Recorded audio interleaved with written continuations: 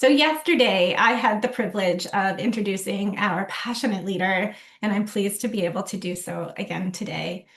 CRAN's president and CEO, Filomena Servidio-Italiano, is such a bright source of inspiration for patients and for caregivers across our country, and a mentor to each and every one of our team members here at CRAN. I truly believe that the cancer care landscape is better because of her and her tireless efforts and her unmatched passion. And it is my great pleasure to be able to introduce somebody who's my mentor, my colleague, my friend, our president and CEO, Filomena Servidio-Italiano. Over to you, Phil. Thank you, Cassandra. Thank you for the lovely introduction. I'm always humbled by your words and support.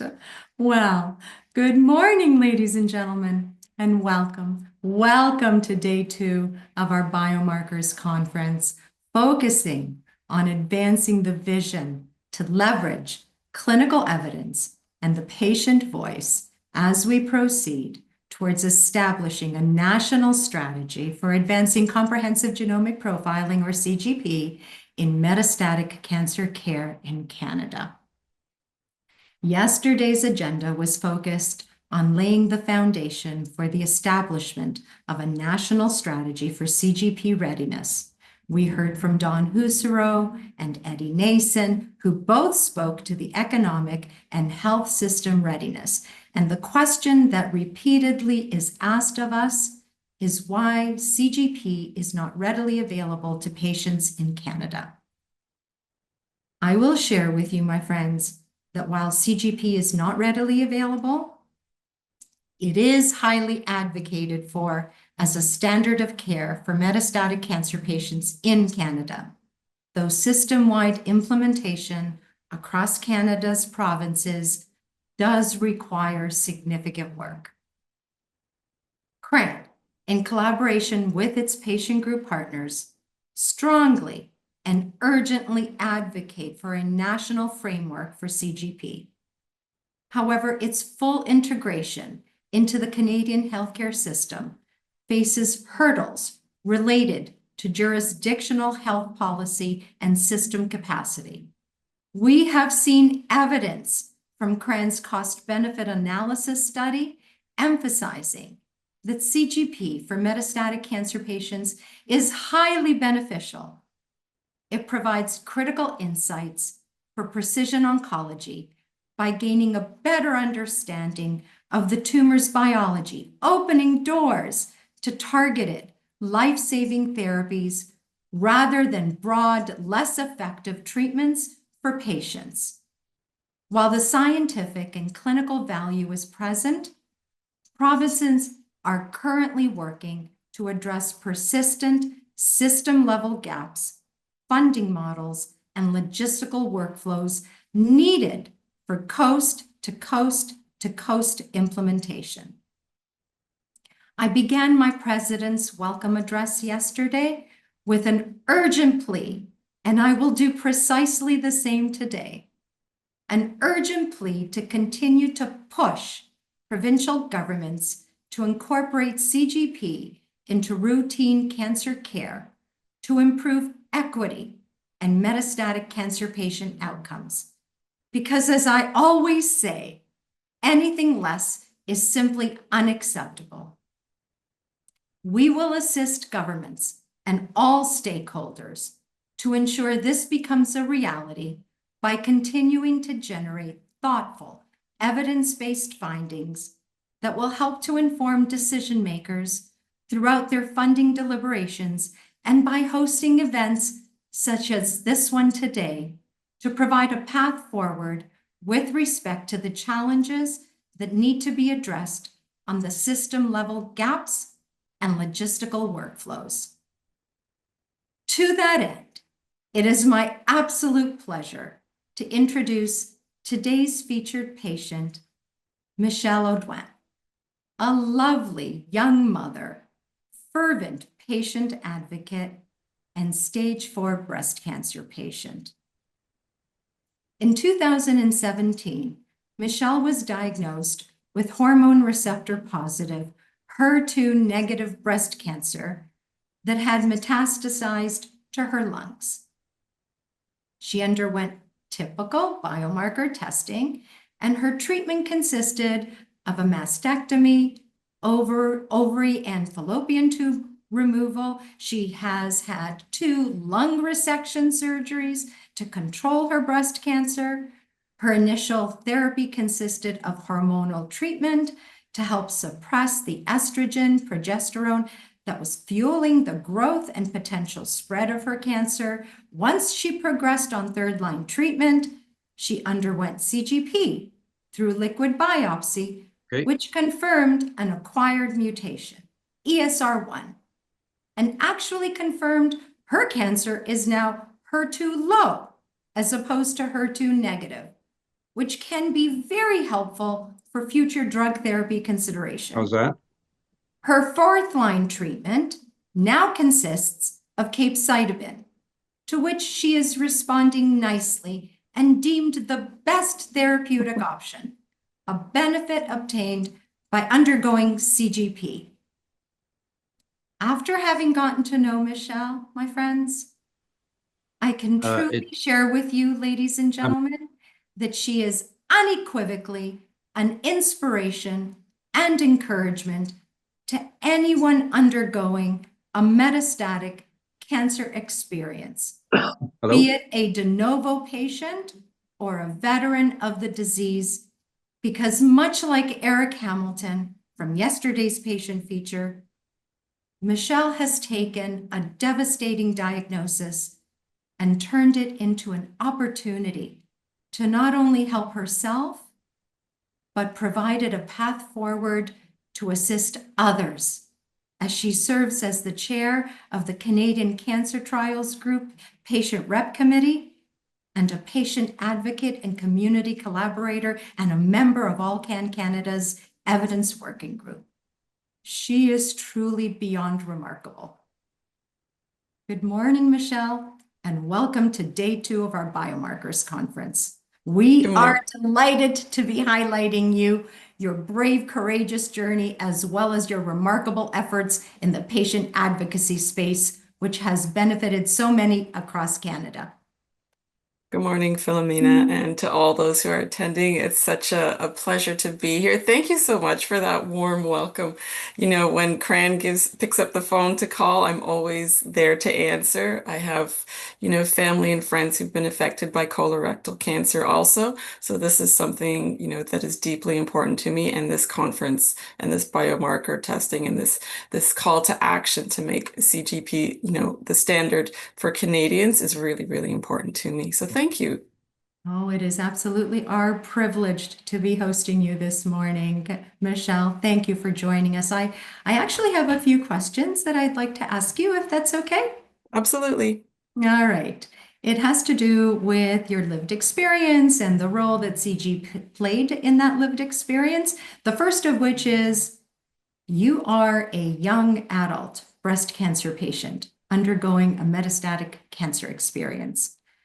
Can you share with us how that cancer journey has evolved for you since receiving that diagnosis in 2017 from really a very emotional perspective? You know, it was very much a shock, right? So I was young. I was nursing my second child at the time, so I'm a mother of 2, and I was always told that, you know, when you're breastfeeding your kids, that provides a protective factor. So, you know, that breast cancer was, you know, very much a, you know, a minimal risk for me, no family history, and I thought I was healthy.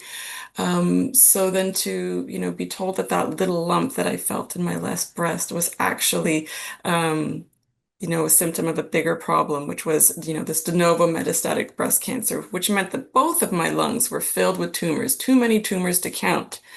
You know, to feel that my life was on the line here, you know, the shock of, you know, your mother and your children, and you're wondering about, you know, life and what kind of quality of life am I going to live? So it was really, really much a very much a big shock to me and to my family to, you know, to be young, to feel that you're healthy, to not have any signs and symptoms that you're as sick as you are. It was really just a tremendous and, devastating shock to all of us. And did you manage to secure support from your family or external support while you were going through that journey, Michelle? Absolutely. It took multiple times to find the right support groups, the right people, being young and having an advanced cancer diagnosis. Sometimes you show up at support groups and you're the youngest one in the group. So it really takes a lot of time to find those groups and those folks that, you can identify with. Mhm. And how did CGP help to inform the management of your metastatic cancer, Michelle? Well, CGP played an important role. So one of the biggest challenges for me was through my treatment, I was burning through treatments. So, lasting, maybe 3 to 6 months on average from one treatment to another. And when you're living with metastatic breast cancer, after your second line of treatment, there's not a whole lot of evidence that suggests what the next treatment should be. And at one point, my medical oncologist said, there's this liquid biopsy study, we can just put it in and just see what comes of it. And so I was just like, yes, yes, let's know what's going on. Why am I not responding to treatment? Why am I burning through treatments? And it was through this liquid biopsy that we actually detected this ESR1 mutation. At the time, it wasn't druggable. They didn't have any drugs, but it did explain why I was resistant to these treatments. And so because there's so much evidence now surrounding this ESR1 mutation, there are actually drugs in development. Some of them are approved in the States, not here in Canada yet, but we do have more precision and targeted medicines that are available. So that's on the horizon. And so I think, the more patients know about their unique features of their cancers, the better opportunities there are for treatments and precision treatments. In having identified that mutation, Michelle, did you acquire any level of comfort or confidence moving forward? Absolutely. It was really scary to just be offered treatments and not really know whether they were going to be effective or not, right? So you're taking on a lot of your body and you're just hoping that things are going to work out. And so knowing that, there's all these different little biomarkers and these actionable mutations, that just gives me so much comfort because I know that there's great doctors out there, great researchers out there, designing medications and treatments and therapeutics for these specific mutations, right? And so it's not just a one size fits all cancer diagnosis. It's really that precision. And so that does actually change my outlook, right? There's a much more hopeful outlook despite being on my fourth line of treatment. This really gives me so much hope for the future. Excellent.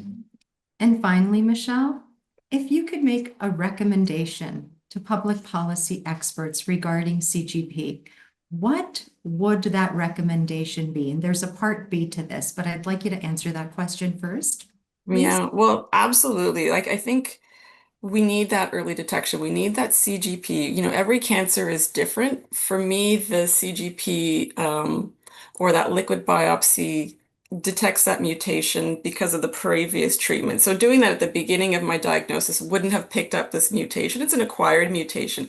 So I think everybody needs to be educated about their cancers and advocate for some kind of liquid biopsy or comprehensive genome profiling.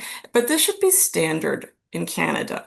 We can't have these, inequities where some people can access it and their healthcare providers know about it and other people don't, right? I've met far too many women with metastatic breast cancer when they progress with treatment, the doctors will say to them, there's no other hope. But they haven't actually done any of this, CGP or liquid biopsy or biopsying of the tumors. Right. And so they're not giving the full picture of what their diagnosis is.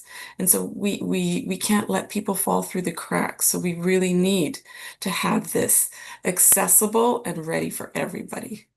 And have you been sharing this information with other newly diagnosed or not so newly diagnosed patients? Absolutely. There's a community out there, there's Facebook groups. Um, And that's, and part of my advocacy, and the work that I do at CCTG, we're advocating for all of these things that, this is for, Canadians, their families, that we need to know what's going on with our cancers and have that precision medicine. And here's the last part to my third question. If you could share some advice with newly diagnosed metastatic cancer patients, what would that advice be, Michelle? You're an individual. So don't look at, the stats of somebody else, just there's hope. There's lots of great treatments out there, but you are an individual. So just because somebody's journey led one direction, yours could be going in a completely different direction, right? So it's finding that support, that community, and having a team that really believes, that we're going to get you through this. Thank you, Michelle. Those are wise words. We are truly grateful to have shared this time with you today.